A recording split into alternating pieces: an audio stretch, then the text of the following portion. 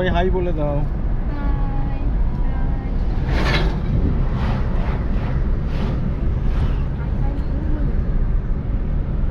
অনেকে আমাকে জিজ্ঞাসা করে যে এই যে বারবার বাইক নিয়ে বেড়াতে চলে যাস, বাড়ি থেকে ছেড়ে দেয়? কেউ কিছু বলে না? বাচ্চাটা ঝামেলা করে না? বউ অশান্তি করে না? তাদের উদ্দেশ্যে বলছি, বাঙালির 12 মাসে 13 পার্বণ, তার সঙ্গে 12টা যদি আপনি কোথাও ট্যুর প্ল্যান ঠিক করে রেখেছেন যে এই 10টা বা 12টা জায়গায় আমি ঘুরবো, তার মধ্যে 4 থেকে 5টা জায়গায় ফ্যামিলি ট্যুর করে ফেলুন, তাহলে আর এই ঝামেলাগুলো নেই। তো এবারে আমাদের ডেস্টিনেশন হচ্ছে নর্থ বেঙ্গল। উত্তরবঙ্গের অনেক সুন্দর সুন্দর জায়গা আছে, যে জায়গাগুলো অনেকে যায়নি এখনও, অনেকে আবার ঘুরে এসেছে। এই অফবিট লোকেশনগুলো এবারে আমাদের টার্গেট। তো বেরিয়ে পড়েছি। বেরিয়ে আমরা সকাল সকাল পৌঁছে গেছিলাম শিলিগুড়ি। শিলিগুড়ি পৌঁছে গিয়ে এনজিপি স্টেশনে নেমেই আমাদের জন্য ওয়েট করছিল আমার সেলফ ড্রাইভ কার। এর আগেও আমি এখান থেকে বুক করেছি, আর এবারে নিয়েছি ক্রেটা। সঙ্গে আছে তন্ময়দা, বৌদি এবং হচ্ছে সূর্য, আর আমার ছানাটা, আমার ওয়াইফ। তো তন্ময়দা বায়না করলো যে আমি এখান থেকে একটি বাইক চালিয়ে পাহাড় যাব, আমি কখনো পাহাড়ের মধ্যে বাইক চালাইনি। তো যার জন্যই তন্ময়দার জন্য এখান থেকে একটি বাইকও রেন্টে নেওয়া হলো। বাইক বালে ভাইয়া, এখান থেকে আমরা রেন্টে নিলাম। আর এখন আমরা এই রাস্তা দিয়ে, এই রাস্তাটা অনেকেরই পরিচিত। তো ডেস্টিনেশনগুলো এবারে কি কি থাকবে আপনাদের সঙ্গে একটু আলোচনা করে নিই। অবশ্যই দেখুন ভিডিওটা পুরো, তাহলে বুঝতে পারবেন। এবারের অফবিট লোকেশনগুলোর মধ্যে হচ্ছে কোলাখাম, যেটা আমরা কাল বা পরশু দিন পৌঁছাবো। এবং আজকে আমরা যেখানে যাচ্ছি সেটা হচ্ছে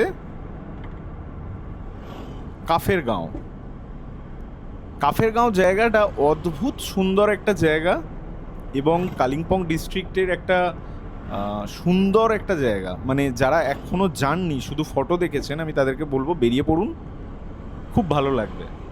আমিও এর আগে যাইনি, কিন্তু কাফেরগাঁও প্রচুর রিলস দেখেছি, প্রচুর ভিডিও দেখেছি, প্রচুর হোটেলটার অ্যাড দেখেছি, কাফের হোমস্টে। তো সেই কাফের হোমস্টেতেই আমি বুক করেছি, এবং কাল আমাদের ওখানে, আজকে আমাদের ওখানেই বুকিং আছে। আজকেও আমরা ওখানে থাকবো, এবং কালকেও আমরা ওখানে থাকতে পারি। তো সেটা ওখানে পৌঁছানোর পর কেমন লাগছে তার ওপর নির্ভর করবে। এবং সঙ্গে আমরা ওখানটা লাভা, লোলেগাঁও, ওই জায়গাগুলো ঘুরে দেখব। ওখানের হোমস্টে, ওখানের মনেস্ট্রি, ওখানের হোটেল, এইসব জায়গাগুলো সমস্ত ঘুরে দেখব। ওখান থেকে দু একটা পার্ক আছে, পার্কে ঘুরবো, লোকাল যে লোকজন আছে তাদের সঙ্গে মিশে দেখব। তারপরে ওখান থেকে আমরা বেরিয়ে যাব হচ্ছে নেওড়া ভ্যালি ফরেস্ট, মানে পরশু দিন সেটা করব। নেওড়া ভ্যালি ফরেস্টে ওখানে আমরা যাব হচ্ছে কাফেরগাঁও থেকে বেরিয়ে আমরা যাব হচ্ছে কোলাখাম যে জায়গাটা, সেটাও আমি এর আগে যাইনি কখনো, বাট আমার যাওয়ার অনেক দিনের ইচ্ছা ছিল কোলাখাম। আর এই জায়গাটাও কিন্তু একটা সুন্দর, ভালো লাগবে, এবং কিছুটা অফরোডিংও আছে। আমি জানি না সেলফ ড্রাইভ কার নিয়ে কতটা পসিবল হবে। তো যারা নর্থ বেঙ্গল বাইক নিয়ে ঘুরছেন তারাও আসতে পারেন, যারা নিজেদের গাড়ি নিয়ে আসছেন তারাও আসতে পারেন, যারা ট্রেনে আসছেন এখান থেকে গাড়ি রেন্ট করছেন তারাও আসতে পারেন, এবং এখান থেকে সেলফ ড্রাইভ কারও নিতে পারেন। যদি মনে হয় যে সেলফ ড্রাইভ কার লাগবে, তাহলে আমি ডেসক্রিপশানে নাম্বারও দিয়ে দেবো, আপনারা যোগাযোগ করতে পারেন। আমি এর আগেও এনার থেকে নিয়েছি, এটা আমার দ্বিতীয়বার। তো চলুন ভিডিওতে আগে যেতে যেতে কথা বলি। করোনেশন ব্রিজটা পার করার পরই বাঁদরের উৎপাত দেখুন রাস্তার মধ্যে। প্রচুর বাঁদর আছে এই রাস্তায়। আর এইখান থেকে রাস্তাটা একটু ন্যারো এবং একটু ভাঙাচোরা আছে।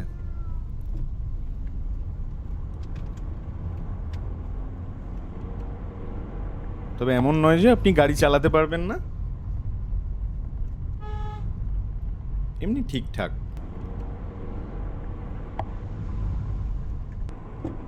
এখানে রাস্তাটা দেখুন ততটাই সুন্দর, দুদিকে চা বাগান। আর এই যে এখানে দেওয়াই আছে, ডামডিম হচ্ছে 16 কিলোমিটার, মালবাজার হচ্ছে 23 কিলোমিটার, বিন্নাগুড়ি হচ্ছে 67 কিলোমিটার, তেলিপাড়া 71 কিলোমিটার, আলিপুরদুয়ার হচ্ছে 142 কিলোমিটার এবং গুয়াহাটি হচ্ছে 399 কিলোমিটার, 400 কিলোমিটার। এবং এই রাস্তা দিয়ে গুয়াহাটি গেলে কিন্তু খুব ভালো লাগবে, রাস্তাটা খুব দারুণ।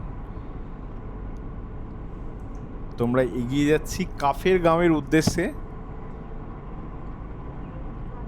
যারা আগে গেছেন তারা অবশ্যই কমেন্ট করে জানাবেন কেমন লেগেছে আপনাদের জায়গাটা। আমরা প্রথমবার যাচ্ছি।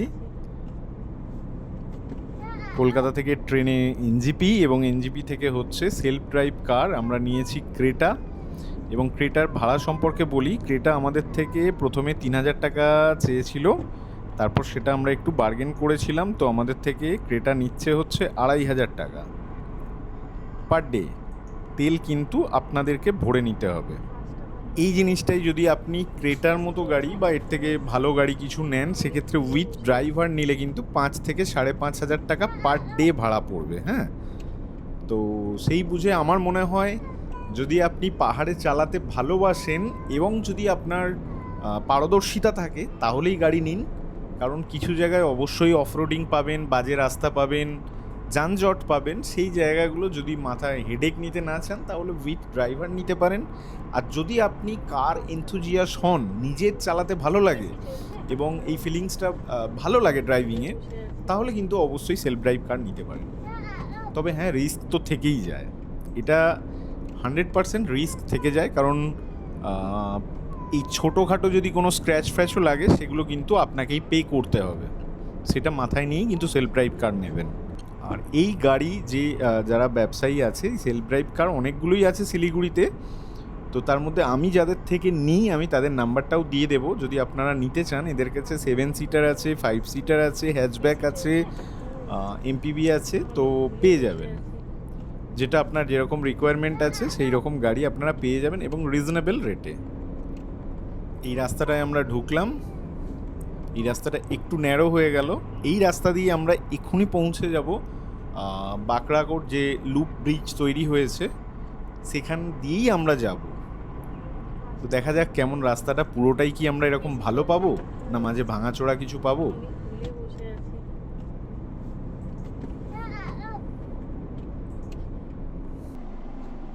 এটা নয়, এইদিকে দেখাচ্ছে।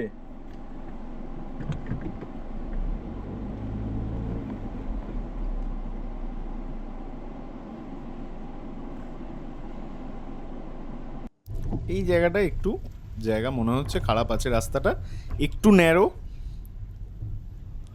তবে চালাতে অসুবিধে হবে না।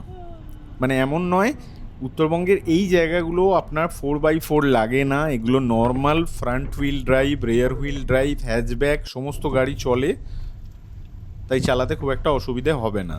যদি আপনারা কখনো নিয়ে আসেননি, ভয় পাচ্ছেন, সেক্ষেত্রে বলে দিই এখানে সমস্ত রকম গাড়ি কিন্তু চলে এই জায়গাগুলোয়।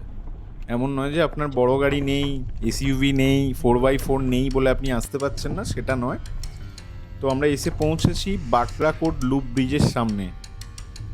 ঠিক আছে, তো বাঁকড়াকোট লুপ ব্রিজ এসে গেছি আমরা। এই জায়গাটা দাঁড়িয়ে একটু ফটো তোলার ইচ্ছা আছে, দারুণ জায়গাটা।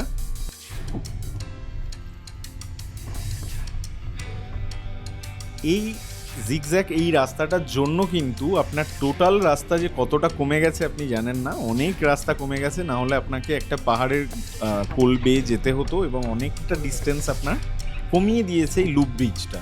সঙ্গে দেখতেও খুব সুন্দর লাগছে। আগামী দিনে এই রাস্তাটা তৈরি এই সবে হয়েছে, আগামী দিনে এখানে দেখবেন হোটেল পাশারি ভর্তি হয়ে গেছে, অ্যাটলিস্ট ক্যাফে, রেস্টুরেন্ট এগুলো হবেই। এখনই লোকজন ভিড় জমাচ্ছে, ফটো তুলছে, ভিডিও করছে। এই জায়গাটা একটু দাঁড়াবো, দাঁড়িয়ে এখানে একটু ফটো ভিডিও তুলে নেব।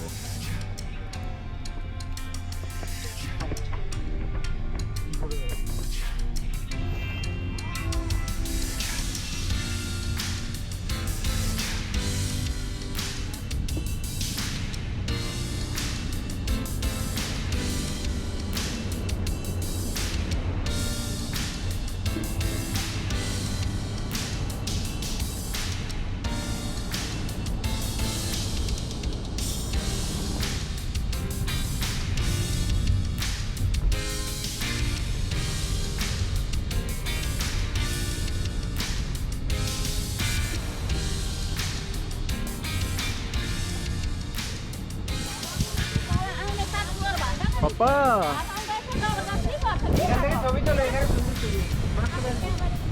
ইয়ে।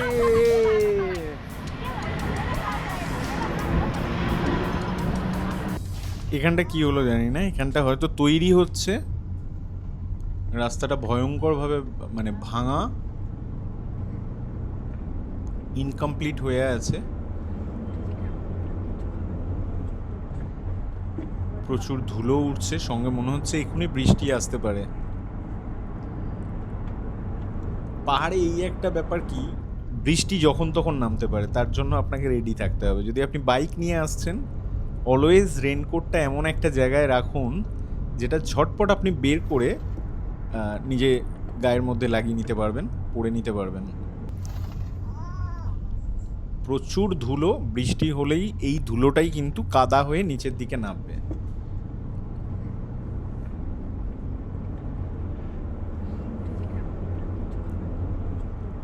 শার্প টার্ন, ক্রেটার পাওয়ার কিন্তু খুব ভালো,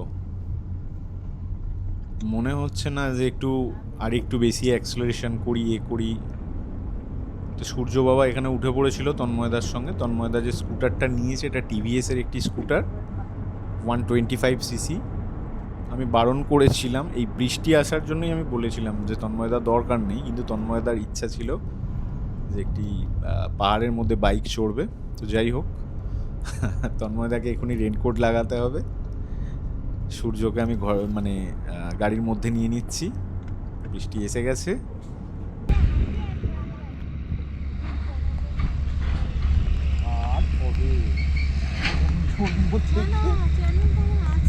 করেছো?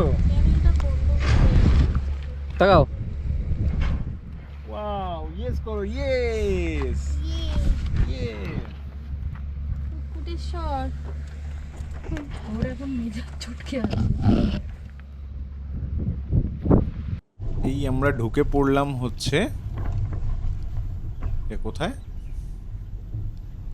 এটা মনে হয় হচ্ছে আপনার লোলেগাঁও, মানে যেখান থেকে আমরা ওই কাফের গাঁওটা যাব। কি করে? এই জায়গাটা একটু কনজেস্টেড, একটু শার্প টার্নও আছে, রাস্তা ভাঙাও আছে, মানে একটা প্রাইমারি স্কুল। এখানেও কিন্তু হোটেলপত্র আছে, খুবই পরিষ্কার। রাস্তা ভাঙা আছে বলে ভাববেন না যে খারাপ আছে, মানে এই জায়গাগুলো রাস্তা ইনকমপ্লিট বা তৈরি হচ্ছে, যার জন্যই এইরকম অবস্থায় আছে। কিছুটা ন্যারো, একটু দেখে চালাবেন, বাজারের মধ্যগুলো একটু দেখে চালাবেন, কারণ এখানে যারা ড্রাইভার আছে তারা ভাবে যে ওই যতটুকু জায়গা ছাড়া আছে এইটুকু জায়গা দিয়েই সবাই চলে যেতে পারবে, কিন্তু অসুবিধা হয়। এখনই আমরা পৌঁছে যাব কাফের গাঁও, কাফের হোমস্টে, খুব ফেমাস, মানে প্রচুর চলে, বুকিং সবসময়ই থাকে। দেখুন কি অবস্থা, এইটুকু রাস্তা, এর মধ্যে এদের বক্তব্য হচ্ছে, চুপ করে বসে আছে। চলে যাওয়া যাবে, আমি যেতেই পারি, পরের গাড়ি নিয়ে আছি, একটু মেপে চালানোই উচিত। ফাইনালি আমরা ঢুকে পড়েছি কাফের গাঁও হোমস্টে যাওয়ার রাস্তায়। এই রাস্তাটা কিন্তু আরও ন্যারো, এবং আপনার টার্নগুলো যেগুলো আছে খুবই শার্প টার্ন আছে, আর রাস্তাটা খুবই চড়াই উতরাই টাইপের আছে। তাই যদি আসছেন অবশ্যই দেখে আসবেন।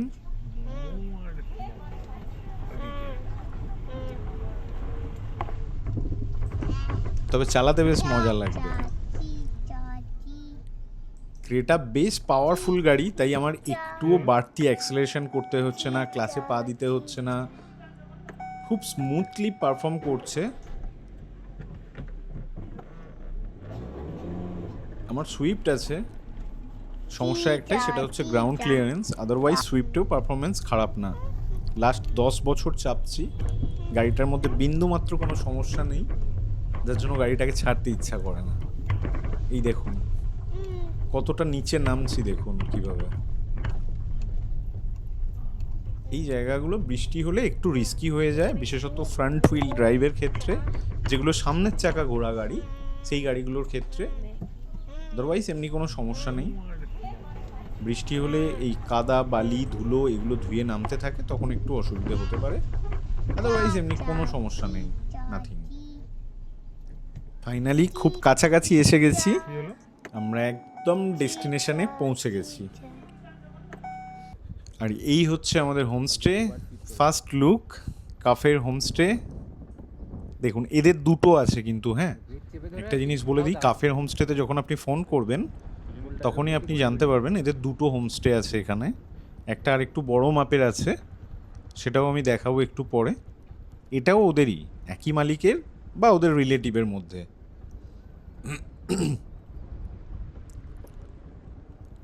এখানে with fooding per day per person count হয়। ঠিক আছে, মানে আপনি যদি এখানে থাকতে চান, এখানে সমস্ত হোমস্টেগুলোই তাই, সেটা আপনি এই কাফের গাঁও বলুন, কোলাখাম বলুন, বা আরও একটা জায়গা যেটা আমরা যাব লামাদারা, মানে লামাদারা হোমস্টে, সেটাতেও কিন্তু সেম, সেটাতে একটুখানি কস্টলি, বাট এইটাতেও কিন্তু এখানে সমস্ত হোমস্টেগুলোতেই তাই। পার ডে পার পারসন হিসেবে কোনো হোমস্টেতে 1500 টাকা, কোনো হোমস্টেতে 1600 টাকা, কোনো হোমস্টেতে 1800 টাকা per day per person. Baban সবাই এসে ফটো তোলায় মত্ত, কারণ খুব সুন্দর ফুল দিয়ে সাজানো আছে, বাগান তৈরি করা আছে, আর ঘরের জানালা থেকেই একদম আপনার কাঞ্চনজঙ্ঘা ভিউ।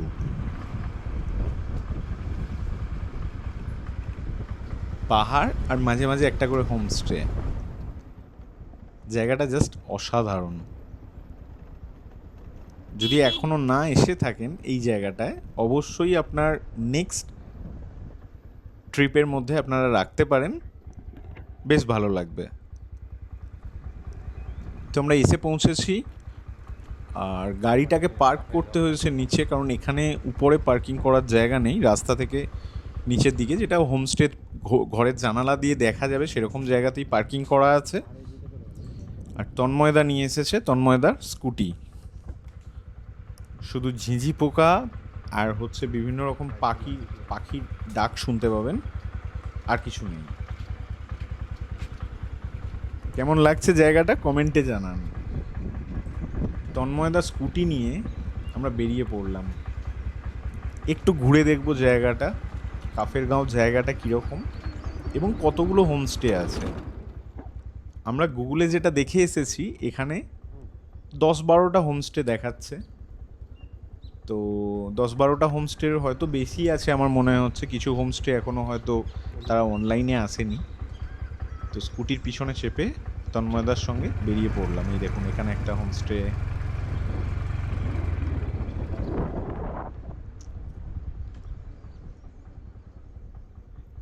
তবে একটা জিনিস আমি সাবধান করব প্রত্যেকটা ভিডিওতে, যেমন আপনাদেরকে খুব সুন্দর পরিবেশগুলো দেখাই, তার সঙ্গে সঙ্গে কিছু না কিছু সাবধান করি। যে জায়গাগুলো আমি নিজে ঘুরে এসেছি, আমার এক্সপিরিয়েন্স হয়ে গেছে, সেই জায়গাগুলো সম্পর্কে ভালো মন্দ দুটোই বলি। ভালো তো এর মধ্যে বলার কিছু নেই, দেখতেই পাচ্ছেন দারুণ সুন্দর অপূর্ব পরিবেশ, মনোরম পরিবেশ, মানে অসুস্থ মানুষও সুস্থ হয়ে যাবে। কিন্তু যেটা মুশকিল সেটা হচ্ছে যে এখানে এই বৃষ্টি, 1 ফোঁটা বৃষ্টি পড়ার পরই এই যে দেখছেন সবুজে ঘেরা জঙ্গল হয়ে আছে, এখানে হোমস্টের মালিকই আমাদেরকে বললো যে প্রচুর জোঁকের উপদ্রব আছে। ঠিক আছে, তাই এই জঙ্গলের আশেপাশে যদি ঘুরে বেড়ান তাহলে অবশ্যই খেয়াল রাখবেন যে কোনো মুহূর্তে আপনার জামা কাপড়ে বা গায়ের মধ্যে জোঁক উঠতে পারে, এবং বিষধর সাপও থাকে। সাপের উপদ্রবের থেকে জোঁকের উপদ্রব পুরো এই লাভা লোলেগাঁও এই অঞ্চলে ভর্তি আছে, তো সেই জিনিসটা একটুখানি খেয়াল রাখবেন। আদারওয়াইজ অন্য কোনো সমস্যা নেই, লোকজন খুব ভালো। আর এদের এই হোমস্টে বা হোমস্টেতে কাজ করে বা কোনো না কোনো এই ধরনের জীবিকা নির্বাহ করেই এখানে লোকজনের চলে। লোকজন ভীষণ ভালো, অনেকগুলো হোমস্টে আছে, আর যতগুলো হোমস্টে দেখছেন সেইগুলোতেই লোকজন ওই আশেপাশেই থাকে বা সেইগুলোতেই থাকে। এই মানুষগুলোর খুব বিশাল কিছু নিড নেই, খুব বিরাট কিছু ডিমান্ড নেই, এদের জীবনযাত্রা খুব সুন্দর। কিন্তু একটা জিনিস খুব ভালো, যে হোমস্টেতে আমরা আছি, হোমস্টেতে গিয়েই দেখা হলো, হোমস্টের মালিকের দুটো মেয়ে আছে এবং তারা পড়াশোনা করছে। তারা কিন্তু পড়াশোনা করে যাচ্ছে, মানে জিজ্ঞাসা করলাম আমি কিসে পড়ে না পড়ে, কীরকম পড়াশোনার মান এখানে। তো এই পাহাড়ি লোকজনেরা এরা চায় কিন্তু এদের পরবর্তী প্রজন্ম আরও বেশি শিক্ষিত হোক, ভালো পড়াশোনা করুক। এই জিনিসটা এদের কিন্তু মাথার মধ্যে গেঁথে গেছে, যে জিনিসটা খুব ভালো লাগলো আমার।